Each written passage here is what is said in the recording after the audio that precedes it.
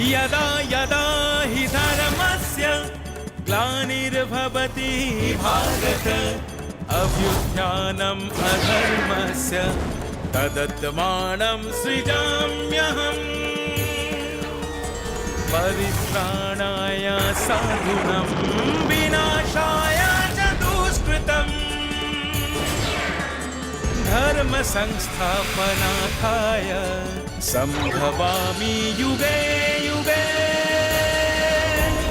संभवामि युगे युगे।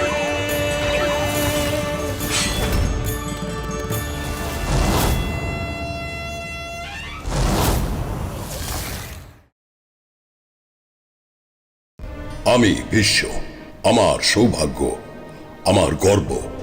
আমি পৃথিবীর সব থেকে প্রাচীন এবং ঐতিহ্যশালী চন্দ্র বংশের প্রতিনিধি। এ ছিল এমন এক রাজবংশ যেখানে জ্যেষ্ঠ পুত্র হলেই সিংহাসন লাভ করা যেত না। রাজা হওয়ার জন্য প্রয়োজন হতো যোগ্যতার। বীরত্বই সেখানে শ্রেষ্ঠত্বের একমাত্র মাপকাঠি ছিল না। প্রজাদের প্রতি কর্তব্য নিষ্ঠার মতো গুণাবলীও বিবেচিত হতো। প্রজা ধর্মের শাসনই ছিল দেশ চালনার শ্রেষ্ঠ পথ। আর তাই আমি গর্বিত। কিন্তু হায়, এ হেন রাজকুলেও জন্ম নেয় দুর্যোধনের মতো চরিত্র। ছেলেবেলা থেকেই সে বোঝে হিংসা ও সততা হলো রাজকৌশল, ষড়যন্ত্র এবং ক্রূরতা হলো ক্ষত্রিয় ধর্ম।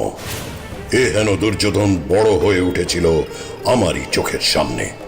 সেদিন আমি বুঝেছিলাম কি ঝড়ের গতিতে এসে এগিয়ে যাচ্ছে ধ্বংসের দিকে। তাই চেষ্টা করেছিলাম তাকে আটকাতে, চন্দ্রবংশের গৌরবময় পরম্পরার শিক্ষা দিতে। কি ভাবছো ভাগ্নে দুর্যোধন? এভাবেই কি দিন কাটবে ভাগ্নে? মামা, ইন্দ্রপ্রস্থে হওয়া আমার অপমান আমি যে কিছুতেই ভুলতে পারছি না। বলতে কি আমিও পারছি ভাগ্নে। ধৈর্য ধরো, উপায় একটা আসবেই সামনে। আর কবে আসবে সেই উপায় মামা? সেই বাল্যকাল থেকে তো ধৈর্যই ধরে আসছি।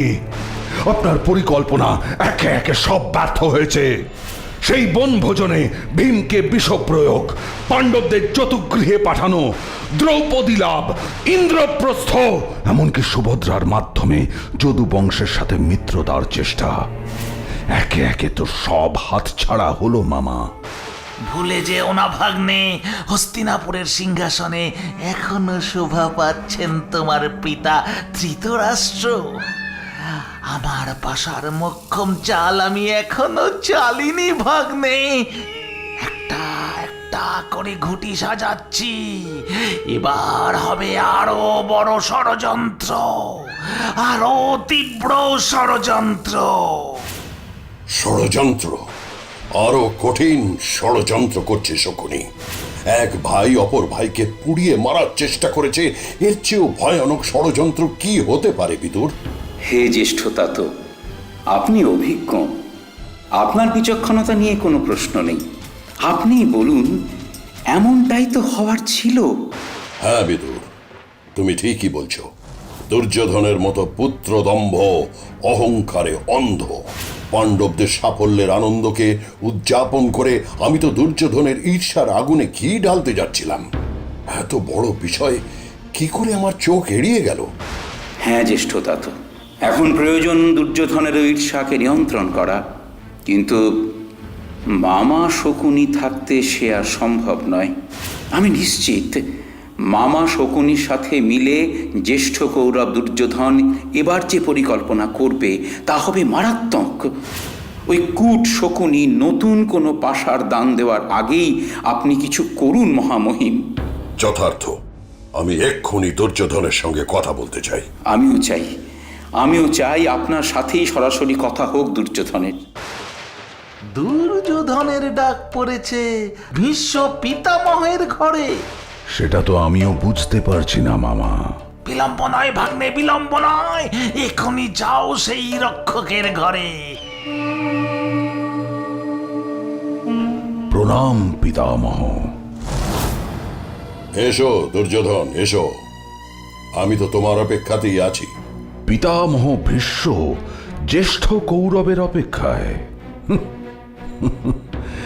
নিজের কানকেই যেন বিশ্বাস করতে পারছি না। বসো আগে। ইন্দ্রপ্রস্থ থেকে ফিরে এসে তোমার সাথে কটা কথা বলা খুবই প্রয়োজন হয়ে পড়েছে। জানি পিতামহ, জানি পাণ্ডবদের আধিপত্যের জয়গান গাইবেন তো, আর সেই কারণে আমাকে ডেকে পাঠিয়েছেন। ভুল, সম্পূর্ণ ভুল। এই ভুল ধারণাই তোমাকে বিপথে নিয়ে চলেছে দুর্যোধন। প্রতি মুহূর্তে যে রাগ, হিংসা, বিদ্বেষ একসাথে দলা পাকিয়ে তোমার শ্বাস রোধ করে চলেছে, সেটা আমি বুঝতে পারছি দুর্যোধন। বাহ, তাই নাকি পিতামহ? আপনি আমার কথা ভাবেন? আমার প্রিয় ধৃতরাষ্ট্রের জ্যেষ্ঠ পুত্র তুমি, তোমার কথা ভাববো না? এও কি হয়? তাই তো এই কষ্ট থেকে বেরিয়ে আসার উপায় জানাতেই তোমাকে ডেকে এনেছি।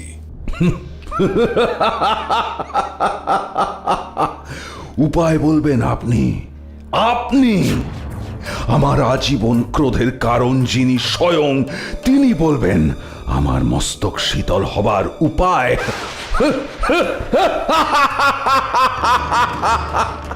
কুমার দুর্যোধন, তুমি কার সামনে দাঁড়িয়ে কথা বলছো তা মনে আছে তো? মনে আছে খুল্লতাত বিদুর মহাশয়। মনে আছে কিভাবে পিতামহ পাণ্ডব আর কৌরবদের মধ্যে ভেদাভেদ করে এসেছেন প্রথম থেকে। মনে আছে কিভাবে আমার পিতা ধৃতরাষ্ট্রকেও বঞ্চিত করে ছোট ভাই পাণ্ডুকে রাজ সিংহাসনে বসিয়েছিলেন। সব মনে আছে পিতামহ, আমার সব মনে আছে। ভুলে যেও না কুমার, মহামহিম গঙ্গাপুত্র ভীষ্ম এই হস্তিনাপুরের অভিভাবক।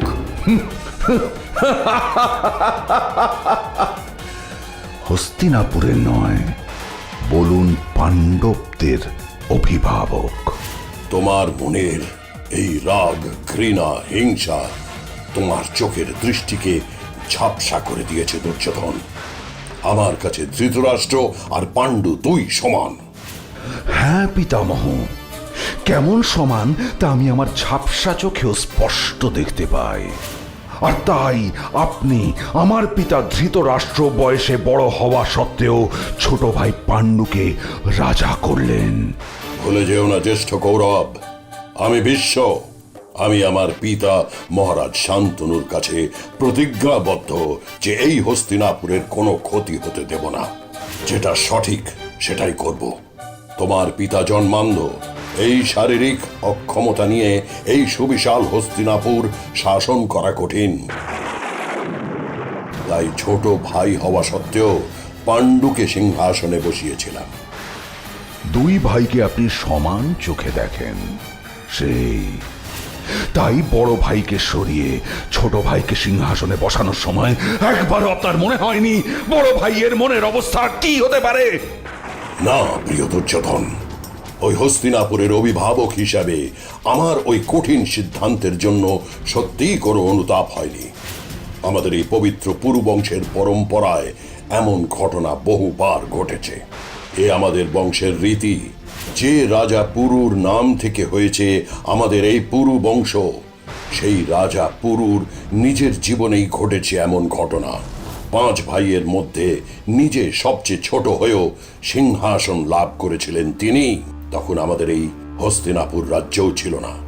প্রতিষ্ঠান নামক এক প্রদেশের রাজা ছিলেন যজাতি। রাজা যজাতি বিবাহ করেছিলেন দানব গুরু শুক্রাচার্যের কন্যা দেবযানীকে। দেবযানীর গর্ভে 2টি পুত্র সন্তান জন্ম হয়। কিন্তু এরপরেই রানী দেবযানী জানতে পারলেন রাজা যজাতি আরো 3টি পুত্র সন্তানের জন্ম দিয়েছেন।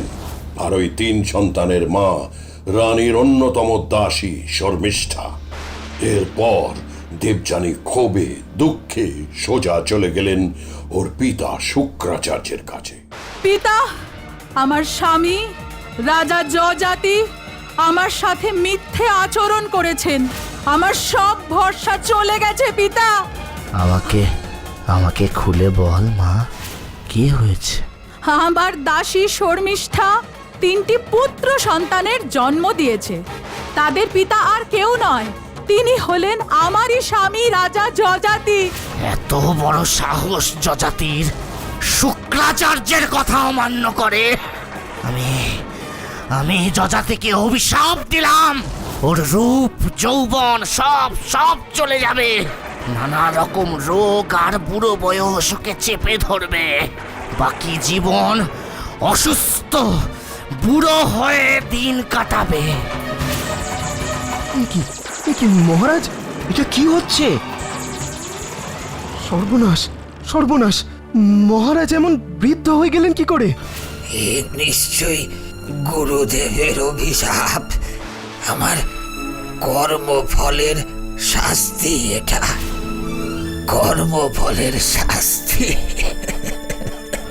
যদি কোনো যুবক নিজের ইচ্ছেতে এসে যজাতির বুড়ো বয়স আর রোগ নিজের শরীরে নিয়ে নেয়, শুধুমাত্র তাহলেই যজাতি নিজের বয়স আর চেহারা ফিরে পাবে, নচেত নয়।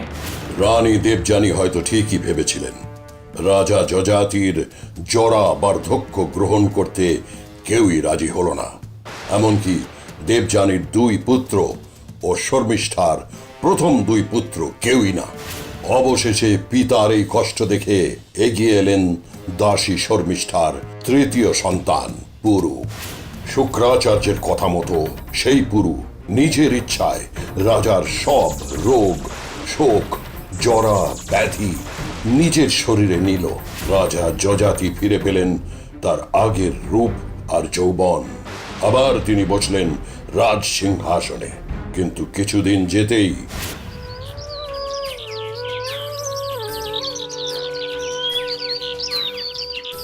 মহারাজকে আজকাল বড় গম্ভীর মনে হয়, কি হয়েছে? পুত্রের যৌবনে যুবক হয়ে রাজ্য চালাতে হচ্ছে। এ কেমন জীবন দেবযানী? পিতাই পুত্রকে বড় হতে সাহায্য করে। অনেক দিন হলো, আর এসব ভালো লাগে না। পুরুকে তার জীবন ফিরিয়ে দিয়ে আমি বনে গিয়ে সাধনা করতে চাই। তোমার কি মত দেবযানী? পুরুর জীবন ফিরে পাওয়াই উচিত মহারাজ। আর এইভাবেই রাজা যজাতি তার 5 জন পুত্রের মধ্যে থেকে সবচেয়ে কনিষ্ঠ পুত্রকেই রাজা করলেন। কারণ দেবযানীর 2 জন আর শর্মিষ্ঠার 3 জন পুত্রের মধ্যে পুরুই ছিল রাজা হওয়ার জন্য যোগ্যতম।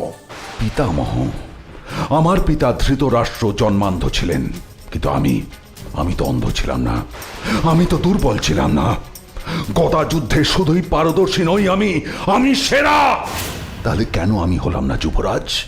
সেই তো হলাম আমি আপনার বঞ্চনার শিকার। ভুলে যেও না দুর্যোধন, কৃষ্ণ দ্বৈপায়ন ব্যাসের মুখ থেকে বের হওয়া কথা ভুলে যেও না। স্বয়ং ব্যাসদেব তোমার জন্মের পর বলেছিলেন জ্যেষ্ঠ পাণ্ডব যুধিষ্ঠির হলো এই বংশের জ্যেষ্ঠ পুত্র। বাহ! আর তাই আমাকে হারাতে হবে আমার জ্যেষ্ঠ হবার সব দাবি, সব অধিকার। কিন্তু আমি যদি বলি আমি জ্যেষ্ঠ, আমি ওই যুধিষ্ঠির নয়। কি বলছো কুমার? আমরা সবাই জানি কে কার আগে জন্ম নিয়েছে। কিন্তু আমার মায়ের জীবনে আমি তো সবার আগে এসেছি, ওই যুধিষ্ঠিরেরও আগে। দুর্যোধন! ওকে বলতে দাও বিদুর। বলো কুমার। আপনারা কি ভুলে গেছেন আপনাদের বংশের জ্যেষ্ঠ রাজবধূ গান্ধারীর গর্ভধারণ কাহিনী?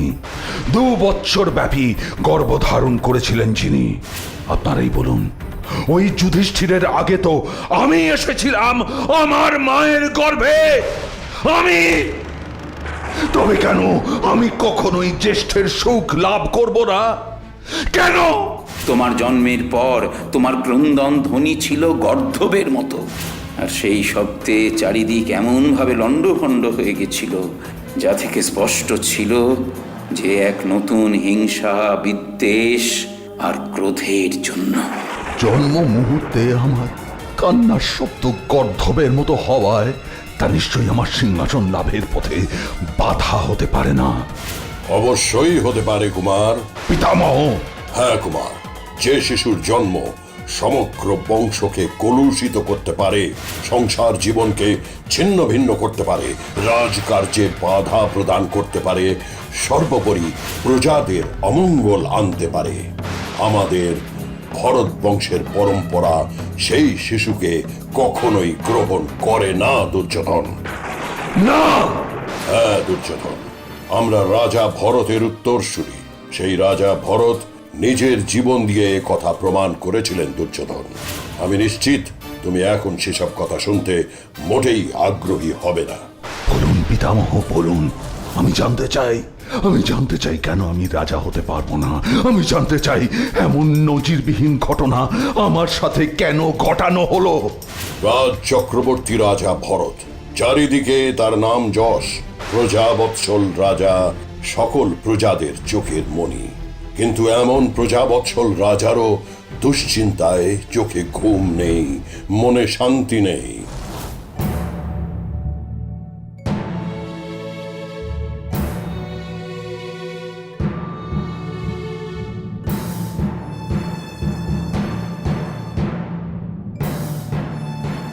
মহারাজের জয় হোক। এসো মন্ত্রী, এসো। মহারাজকে বড় চিন্তিত মনে হচ্ছে। চিন্তা না মন্ত্রী, বলো দুশ্চিন্তা। দুশ্চিন্তা? তা কি এমন ঘটল মহারাজ, যা আমি জ্ঞাত নই, যা আপনার কপালে চিন্তার ভাঁজ তৈরি করেছে? না না না, তুমি জানো না এমন নয় মন্ত্রী, তুমি সবই জানো। আমি আমার বংশধরের কথাই ভাবছি। কার হাতে এই রাজ্যভার তুলে দিলে আমি শান্তি পাব, সে কথাই রাত দিন ভেবে চলেছি। রাজাধিরাজ, আপনি 9 জন সন্তানের গর্বিত পিতা, এই চিন্তা কি আপনাকে মানায়? মন্ত্রী, পিতা ভরত এই রাজ্য চালায় না, এই রাজ্য পরিচালনা করে মহারাজ ভরত। তাই পিতা নয়, মহারাজের দৃষ্টিতেই দেখতে হবে নিজের 9 সন্তানদের। আর সেই দৃষ্টি আমাকে স্পষ্ট জানিয়ে দিয়েছে এই 9 সন্তানের মধ্যে প্রজাবৎসল রাজা সুলভ কোনো গুণই বর্তমান নেই। তারা কেউই রাজা হওয়ার যোগ্য নয়। আর এ কথা তুমিও কি অস্বীকার করতে পারো মন্ত্রী? কিন্তু মহারাজ। না, কোনো কিন্তু নেই এখানে। বিষ বৃক্ষকে বেশি বাড়তে দিতে নেই। কিন্তু মহারাজ, ওই 9 কুমার আপনার নিজের সন্তান। প্রজারাও আমার সন্তান। বৃহত্তর স্বার্থের জন্য ক্ষুদ্রতরকে তো আত্মবলিদান দিতেই হয় মন্ত্রী। প্রজাদের মঙ্গলের জন্য সেই বিষ বৃক্ষকে সমূলে উচ্ছেদ করে এসো মন্ত্রী, এ আমার আদেশ। আপনার আদেশ শিরোধার্য মহারাজ। তবে মনে একটা প্রশ্ন আছে, অভয় দেন তো। বিলক্ষণ মন্ত্রী, বলো কি জানতে চাও? 9 পুত্র সংহার করলেই কি রাজ্য পরিচালনার উপযুক্ত রাজা আপনি খুঁজে পাবেন মহারাজ? রাজা তাদের নাই বা করলেন, তা বলে একেবারে হত্যা করতে হবে তাদের? ভবিষ্যতের শান্তির পথ সুগম করতে বর্তমানকে তো বলি দিতেই হবে মন্ত্রী। আর রাজ্যের যোগ্য উত্তরসূরি, সেই প্রশ্নের উত্তর খুঁজতে আমাকে যেতে হবে দূর দূরান্তে। রাজ্যের শান্তির জন্য, প্রজার মঙ্গলের জন্য মহারাজ ভরতের এই সন্তান বিসর্জন কি কম বড় ঘটনা? আমাদের এই পৌরব বংশে মহারাজ ভরতের মতো প্রজানুরঞ্জন রাজা খুব কমই আছেন। তাই আজও রাজা ভরতের নামে এই ভূখণ্ড ভারত বলেই পরিচিত। আর সিংহাসন কে পেল? সেই সিংহাসন রাজা ভরত দেখা পেলেন ব্রাহ্মণ ভরদ্বাজের পুত্র ভূমন্যু।